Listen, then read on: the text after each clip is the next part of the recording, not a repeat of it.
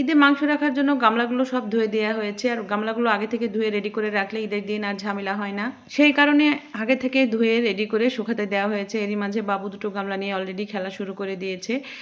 ছাদে খুব সুন্দর হাওয়া দিয়েছে, আর এই হাওয়ায় কিন্তু ছাদে থাকতে বেশ ভালো লাগছে। গাছগুলো কি সুন্দর দুলছে, আকাশে অনেক মেঘও হয়েছে। আমি ভাবলাম আর দেরি করা যাবে না, গামলাগুলো যেহেতু শুকিয়ে গেছে এগুলো তুলে নেওয়াই ভালো, তাই আমি গামলাগুলো সব এক জায়গায় করে নিলাম। আর ছোট থেকে বড় এভাবে সাজিয়ে আমি এক জায়গায় করে রাখছি, যেন ঈদের দিন চাওয়া মাত্র বের করে দিতে পারি। আর এই গামলাগুলো সবই আমার আম্মার হাতে। আমার আম্মু বর্তমানে বেঁচে নেই, তবুও কিন্তু স্মৃতিগুলো রয়ে গেছে। আসলে মানুষ চলে যায় কিন্তু তার স্মৃতিগুলো এভাবেই থেকে যায় সবার মাঝে। হয়তো আমার জীবনও কেটে যাবে এই গামলাগুলো ব্যবহার করে।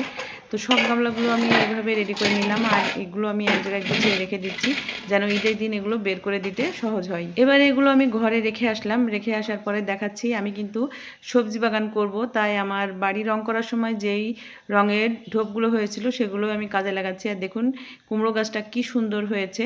আর যেহেতু আকাশে মেঘ করেছে তাই ছাদটা আমি আগে পরিষ্কার করে নিচ্ছি, না হলে কাদা কাদা হয়ে যাবে।